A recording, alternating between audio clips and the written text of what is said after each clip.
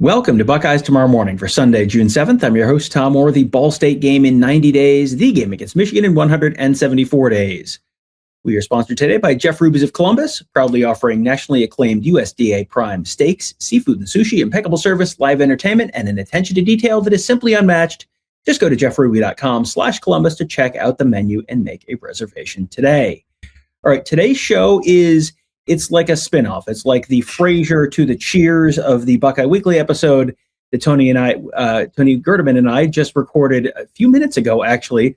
That one was talking about the top 5 transfers in Ohio State history. And at the end of that, you'll hear Tony sort of talk about the who might be a potential addition to that list on this year's show. And you'll hear him, just as any good editor or editorial leader will do, go, hey, that could be a whole separate piece of content.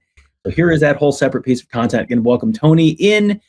Tony, we went through our list of the top 5 transfers and ended up with kind of a combination of Quinshon Judkins, Seth McLaughlin, Will Howard, Julian Sayin, Justin Fields, Caleb Downs as the top 5 transfers. We had a couple different answers in a couple different spots. But what's interesting is that show was so many guys on offense. It was really, really heavy offense, and there just have not been that many super, super impactful defensive transfers. But man, you look at this year's Ohio State defense, and it's like, man, you could see the first 4 names that I wrote down were all defensive names for this list. Same. First off, in terms of the spinoff, I'm wondering, is this like Mork and Mindy from Happy Days? Is this the Ropers from Three's Company? Perhaps maybe that one. There's some Joni Loves Chachi here. I don't want to say who is who, but there's some Dibs on Chachi. I don't know. Not the first time I've ever said that. Anyway, so back to the show. Yes, back to the show. There are fewer names here, I think, to talk about, but we can do a quick run through our top 5, and we'll do it the same way that we did the last one, where if you have a name on your list, I'll let you go first. And if you have a name you have on your list, it's also on my list later. We'll get to that when I get to mine. So, all right, who is number 5 on your list? Number 5 on my list is a combination of Devin McEwen and Kyle Parker. Well, you're cheating, but one of those was my name, so that's fine. We'll just talk about both of those right now. Because it could be either one. It doesn't need to be both, but it needs to be one of them. I think they need to be substantially impactful to help out Jeremiah Smith. And I think in this instance, my initial answer was Devin McEwen, and then I also just like, and Kyle Parker. But I think Devin McEwen replacing Carnell Tate as that Z receiver needs to be able to stretch a defense, and not just stretch a defense, but also come down with the ball and be an important piece of this, a threatening piece of the offense. Yeah, I think this is one where I don't know that I see this happening, but man, if this does happen, this would go a long, long way towards answering one of the big questions for this year's team. Number 4 on my list, I had safety Terry Moore. Who did you have? I have Dom Kelly at 4, and I have Moore one spot ahead. So Dom Kelly, to me, is a guy that could be much higher over the course of this season and next season. I think that's right now. I'm just looking at him. If this was, I actually have him as 1 and 1. Like if this was over the course of the next couple of seasons, I might have him right up there at number 1. But saw him this spring, looked very, very good. Clearly, he's going to play this year.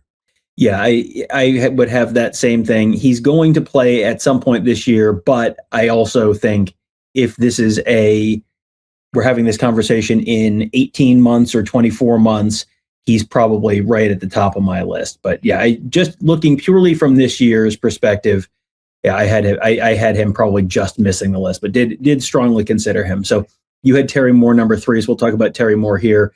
He's someone who at the back of that defense, we'll see how the individual pieces fit together and who is going to play exactly which safety role. You know what you got with Jalen McLean. You're feeling very good about what you got with Jalen McLean. Got to replace Caleb Downs. Caleb Downs was either number 1 or number 2 on the list of the best transfers ever that have already finished their Ohio State careers. You need someone to come in and step in and at least be a lot of that. You can't expect anyone to come in and be 100% of Caleb Downs, because I don't know that there has ever been someone who's been 100% of Caleb Downs at Ohio State in its long history. But if you can find someone who's a lot of that, or he can do some different stuff or be special in some different ways, I think that's someone who he could be someone who's on that list a year from now. And it doesn't have to be Caleb Downs. Can he be Jordan Fuller? Can he be Damon Webb? In terms of a safety that comes up with the ball, which is what he did at Duke, 5 interceptions, I believe, in 2024. So I think we saw some of the rust coming off all spring long. Now, can he be that deep safety guy? Because I think, cracking my brain through spring, I saw pretty much everybody playing some of that nickel. I don't know that I saw him playing that nickel much. I usually saw him at one of the other 2 deep safety spots. So I wonder if that's more of what they have planned for him. And if so, number one, that seems like a good sign in terms of how they view him, his ability to be that last line of defense and to go from sideline to sideline when the ball is in the air, but also not miss tackles. And we've seen over the last few years how important that guy that doesn't miss tackles is, whether it's Caleb Downs or Jalen McClain the last couple of years. If you've got that guy, then you can live to fight another day.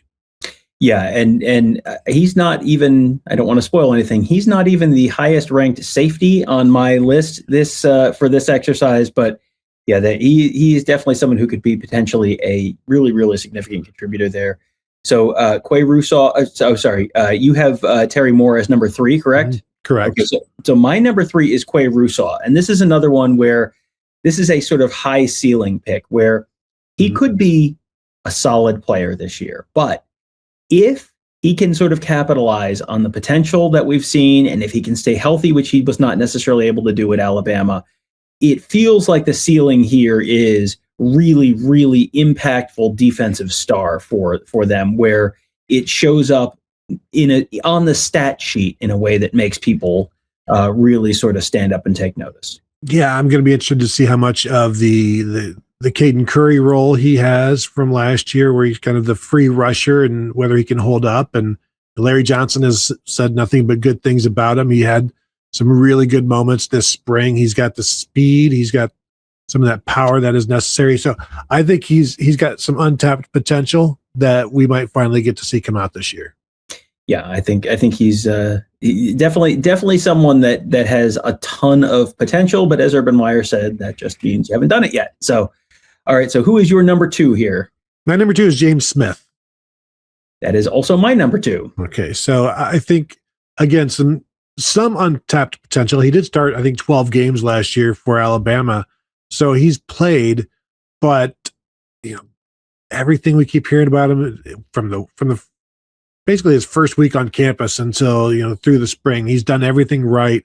You talk to him, and he's just talks about wanting to do well and already being part of the brotherhood and all of that. And he's bought into what you need to do to not just play, but play well and get better, and the Larry Johnson teachings. And so I think this would be huge for Ohio State to have the disruptor inside, because we saw what happened when they had Caden McDonald last year, and he was the most disruptive tackle, and they got some things from other people. But and we've seen James Smith at nose tackle in the spring, so I do wonder how much we're going to see him there. But if they can get something like that, like they did out of Caden McDonald, that would be gigantic this year.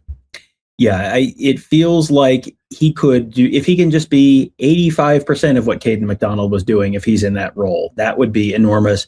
Because I think him next to a healthy Edric Houston, because you got to remember, Edric Houston got hurt right at the beginning of last fall camp and was really not 100% for a good chunk of the season. If you get a healthy Edric Houston and a healthy James Smith in the interior of that defensive line, on top of John Walker and Will Smith and maybe Jason Moore's in this conversation, or some of the true freshmen, whatever it is, it feels like there's a lot of opportunity for him there to really, really be a disruptor in the middle of the defensive line. And that was something they really, really needed. So I'm going to guess, Tony, that I know that your number 1 answer is a former Alabama football player who also is a former Florida State football player. Yeah, Earl Little. And it feels like, I'm not sure if we're way out over our skis on this one and we're going to be completely burned, but reading the tea leaves, talking with people, the plans that they have for Earl Little to be a disruptor and a big hitter, not that they have plans like you go in and be a big hitter, but he is a big hitter that they have plans for. And I still going back to the Jeremiah Smith conversation about him and the way everybody talks about him. If he isn't a significant and impactful and stat stuffer this year, it would be like, for one, we're telling lies, but we're being lied to in terms of the expectations and the way we've talked about him and the, I don't want to say a hype that we're building, but just the way that Matt Patricia can use guys and the way they talk about him, it's like, man, the math is so easy on that one, but we'll see. We'll see how it all comes together, but it seems it's easy to see what the plan may be, but we don't necessarily know the results, but I still have him number one because it could be significant. Yeah, you see the vision that the coaching staff has, and you see what the guys on the other side of the ball are seeing out of him. And Jeremiah Smith talking about him the way he did this spring, that's one of those things where I just sort of mentally move things down a couple steps down the line in terms of what I'm expecting there. Because, again, we don't get to see. We watch a bunch of practice in the spring. Some of that translates into what it's going to look like in the field in the fall. A lot of it is not as useful in terms of a direct translation. So sometimes it's just sort of who you're talking to and what they're saying and how they're saying things. There are ways that guys can say things that are, a generally positive statement that doesn't really mean anything. A lot of the positive statements about him were framed in ways that are generally pretty predictive of big things to come. So there you go. An update on 5 guys who might be transfers who end up on that top 5 transfer list all time for the Buckeyes. Thanks again to our friends at Jeff Ruby Steakhouse, the award-winning upscale steakhouse in downtown Columbus, named one of the top 50 steakhouses in America by Food Network. Just go to jeffruby.com/Columbus to check out the menu and make a reservation today. That will do it for today. Thank you guys all for joining us. Have a great day. We'll talk to you tomorrow.